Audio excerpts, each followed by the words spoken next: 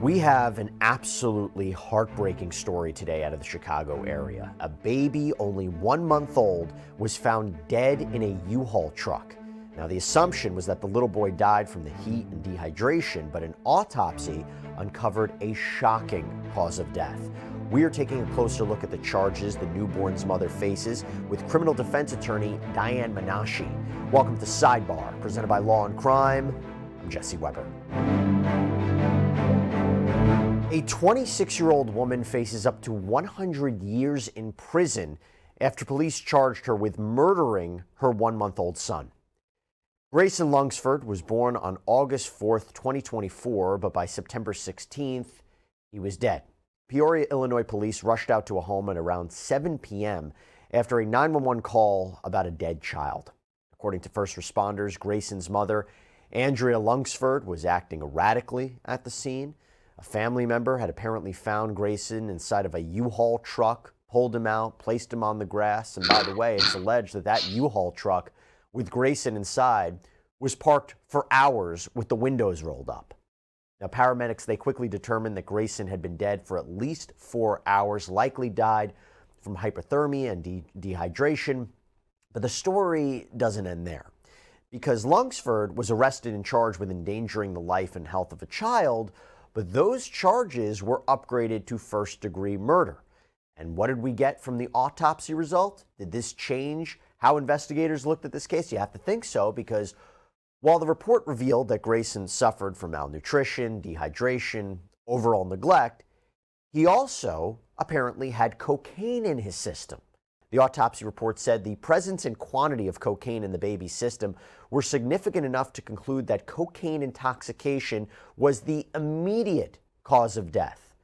In court, prosecutors revealed that Lunsford had cocaine in her system when she was arrested. She reportedly told authorities she had a $20 a day crack habit.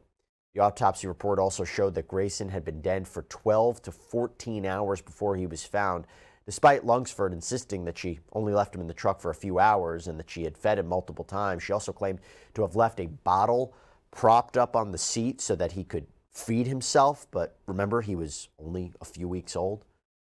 Now, prosecutors say that Lunsford's father, Grayson's grandfather, was the one who found Grayson in the truck after a desperate search for his daughter. And he reportedly texted his daughter saying he and her mother could take Grayson so that he was well and that he could be cared for.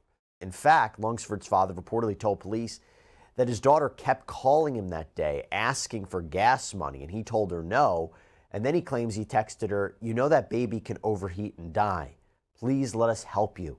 Now, Andrea Lunsford is no stranger to the criminal justice system. In fact, we looked up her name and age on TruthFinder, and she has a long criminal history in both Illinois and South Carolina that includes assault, battery, reckless driving, shoplifting, DUI. She's also had her probation revoked several times. And by the way, a little side note here, Law&Crime, we partner with TruthFinder. We use it to get details on people that are involved in our stories. But look, even if you don't work in true crime, it can be an excellent resource to give you peace of mind. It's one of the largest public record search services in the United States, and with a paid subscription service, you can get access to unlimited reports about almost anyone. And by the way, right now, if you're interested, you can get 50% off of your first month of confidential background reports. You just got to go to truthfinder.com/LC Sidebar.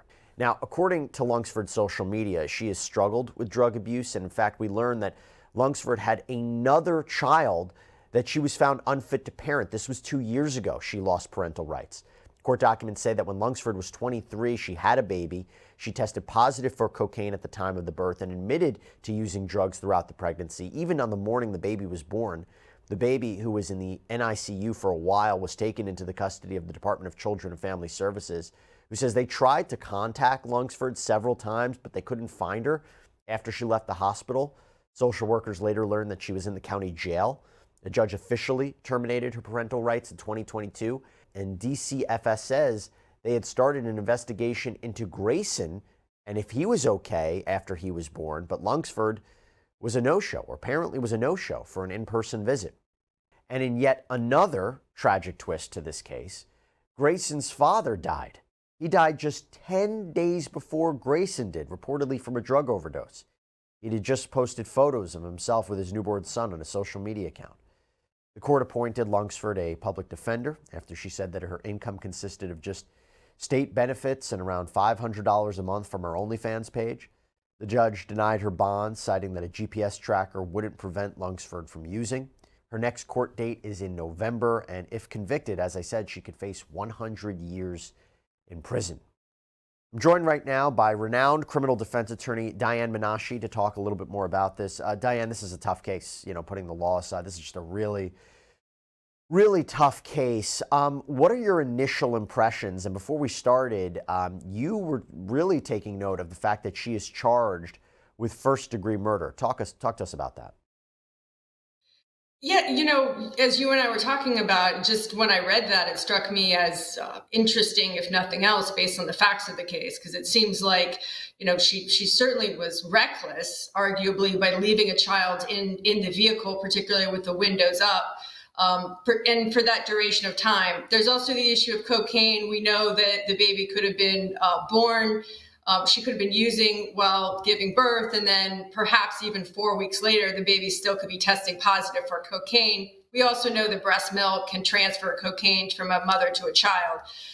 But Jesse, it just surprised me. First-degree murder always comes with that intent piece.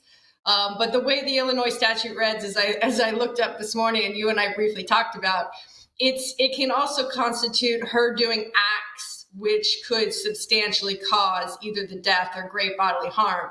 And I think that ties back to leaving the baby in the truck and or using cocaine and then feeding the baby, either and or.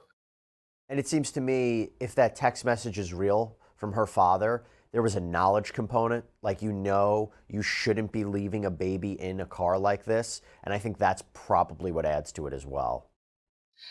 Couldn't agree more. And we can imagine if there is that text from the dad, there was at least preceding events or communications that led him to write that text, which, once we learn more about that, could also lend to that knowledge part. That's a really, really good point. How would you go about defending Miss Lunsford? Is it about trying to get a pled down, or walk us through how you would go about defending this case?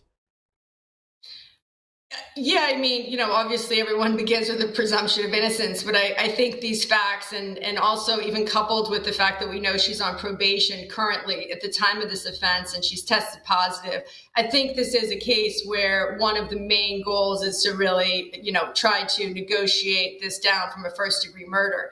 As you said, she's looking at 100 years now. Given her age, which is in the 20s, the goal certainly would be some kind of flat time where she could potentially get out one day. But certainly aggravated facts and her record, and she's on supervision, and her continued use, none of those things help her to that end, Jesse. None. Have you seen cases like this before, where a child dies in the care or custody of their father, their mother, both parents, they're abusers, they have a history, and they are charged with something like murder, and they are able to negotiate a lower charge, or they are found guilty of a lesser charge? Have you seen something like this before?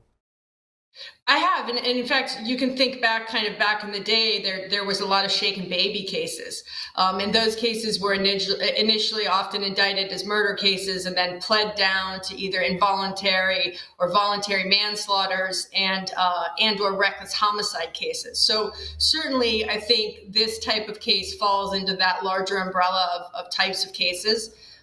She's obviously also on cocaine. So I would arguably say that impacts her ability to really understand or appreciate, her actions to the fullest. I apologize for this question, but I have to ask it. Again, I'm just thinking my lawyer brain about this.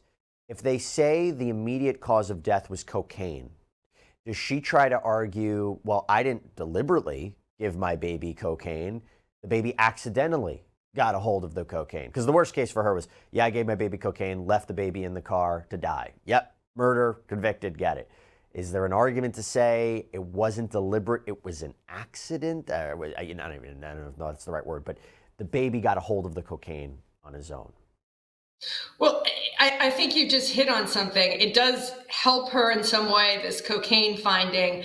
I think she could also argue that the cocaine, she used cocaine, yes, but she had no idea that the cocaine, if she breastfed her baby or gave the baby breastfed milk, that the cocaine could actually be transferred to the child.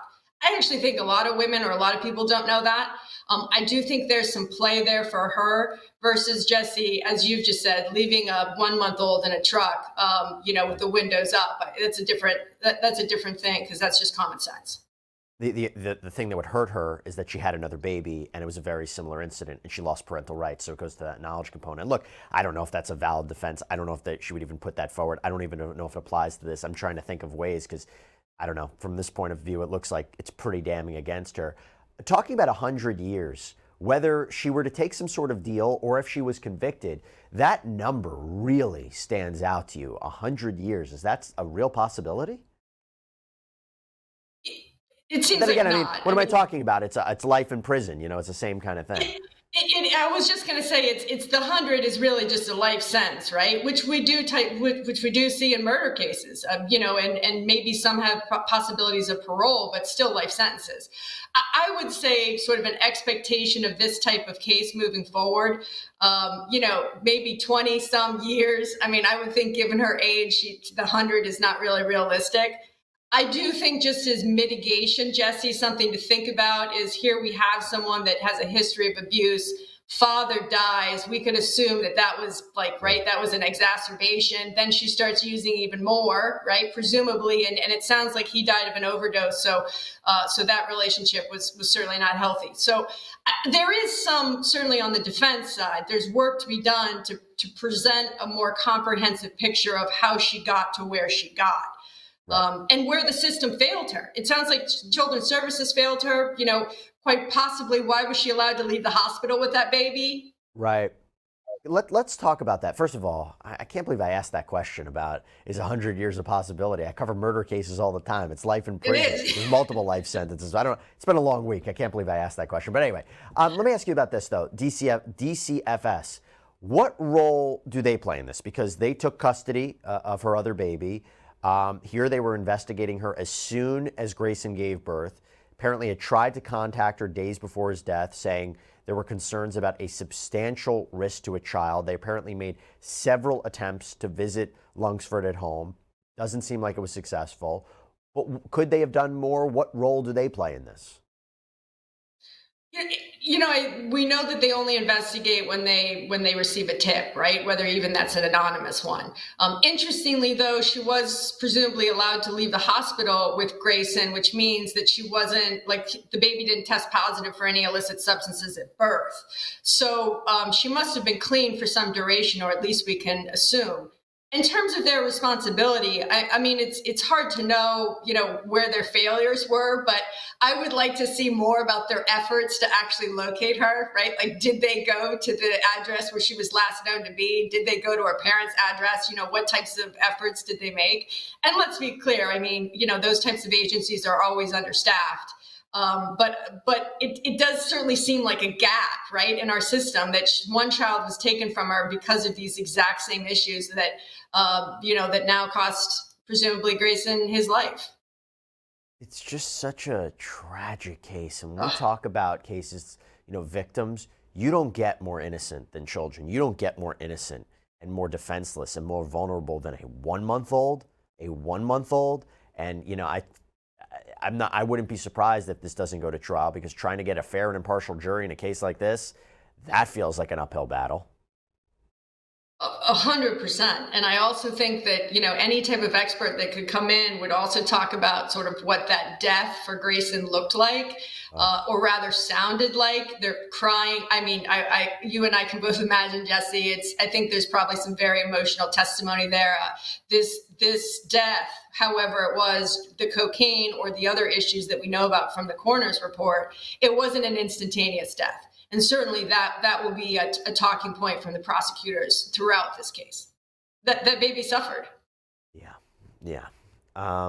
Diane Menashe, thank you so much for coming on. Really appreciate it. I know this is a tough case to cover, but we tried to at least get through the law aspect of it, because the emotional aspect of it, I'll tell you, if I talk too much more about it, it might be a little bit too much. But Diane, thank you so much for coming on. Really appreciate it. Absolutely. Thanks for having me, Jesse. All right, everybody, that's all we have for you right now here on Sidebar. Thank you so much for joining us. And as always, please subscribe on Apple Podcasts, Spotify, YouTube, wherever you get your podcasts. I'm Jesse Weber. Speak to you next time.